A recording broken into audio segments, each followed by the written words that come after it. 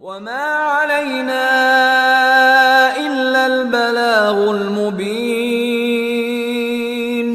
ہماری ذمہ داری تو بس صاف صاف پیغام پہنچا دینا ہے. صدق اللہ العلی العظیم.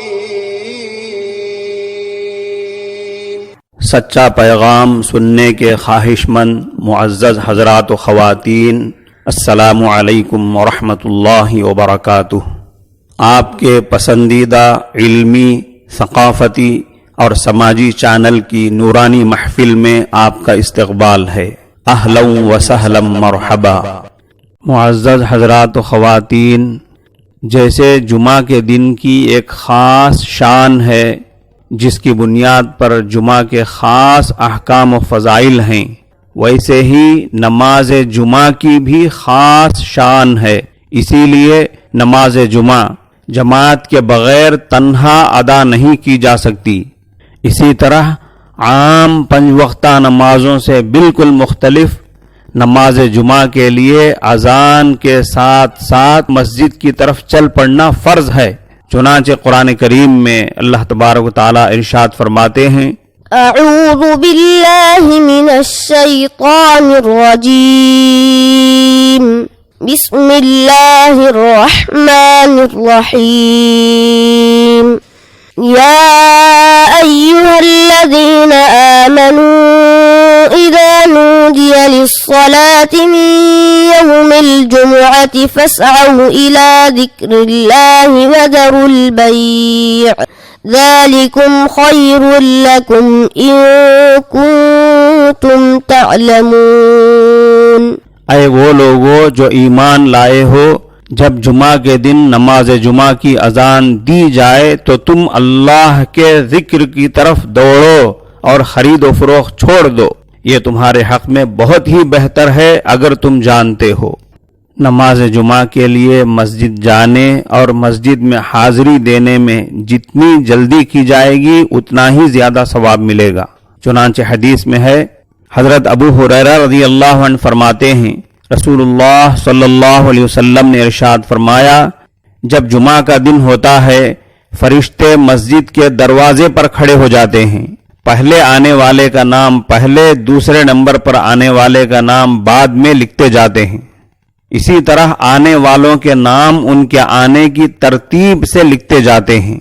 جو جمعہ کی نماز کے لیے جلد سے جلد مسجد پہنچتا ہے اسے اونٹ صدقہ کرنے کا ثواب ملتا ہے. اس کے بعد آنے والے کو گائے صدقہ کرنے کا ثواب ملتا ہے. اس کے بعد آنے والے کو مینڈھا، اس کے بعد والے کو مرغی، اس کے بعد والے کو انڈا صدقہ کرنے کا ثواب ملتا ہے. جب امام خطبہ دینے کے لیے اٹھ جائے تو فرشتے وہ رجسٹر بند کر دیتے ہیں اور وہ خود بھی خطبہ سننے میں مشغول ہو جاتے ہیں.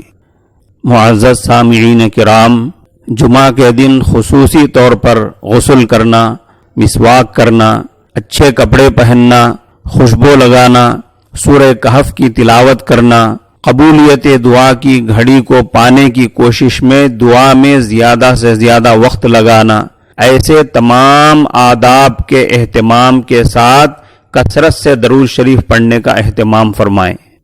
بخاری شریف کی روایت کے مطابق صحابہ کرام نے عرض کیا، یا رسول اللہ، ہم آپ پر کس طرح درود بھیجا کریں؟ حضرت صلی اللہ علیہ وسلم نے ارشاد فرمایا، یوں کہا کرو.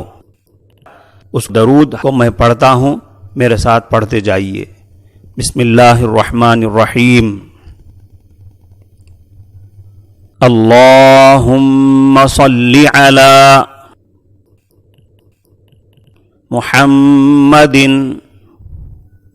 وازواجہ وذریتہ کما صلیت علی آل ابراہیم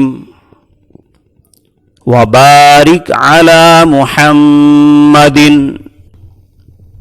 وازواجہ وذریتہ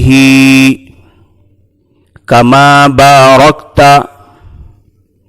علی آل ابراہیم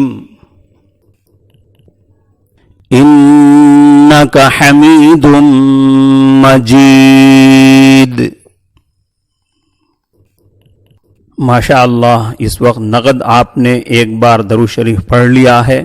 اب آگے اس کے لیے وقت فارغ کر کے 500 بار یا 1000 بار جتنا زیادہ سے زیادہ پڑھ سکیں پڑھنے کی کوشش کریں. السلام علیکم ورحمۃ اللہ وبرکاتہ.